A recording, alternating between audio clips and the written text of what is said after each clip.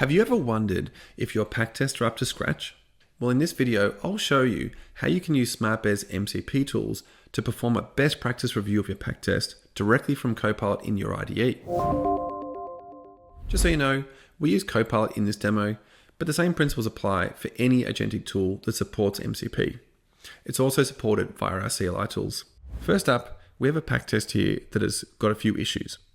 Firstly, it is overspecified. It's using a few extra properties that the actual API client doesn't use in real life. Secondly, it's using the Fetch API HTTP client as opposed to this project's actual HTTP client. And this means that we're not actually testing our real code. Instead of debugging all of this manually, let's get Copilot to do the heavy lifting for us. First up, let's make sure we have SmartBear's MCP server tools installed. We can check on that by clicking on the tools icon and seeing if SmartBear is there and running, which it is. Secondly, we need to open up Copilot into agent mode. Lastly, we want to make sure we add additional context to the agent.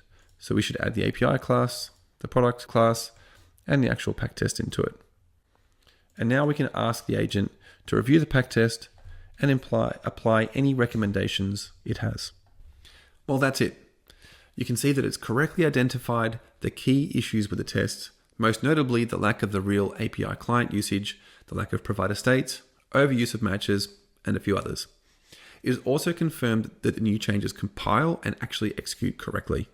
So in just a few seconds, Copilot has performed an expert contract testing review, implemented the recommendations, and ensured that the entire test suite works. So give it a go today on your existing Pact tests and to discover and fix any issues that might actually be lurking away there.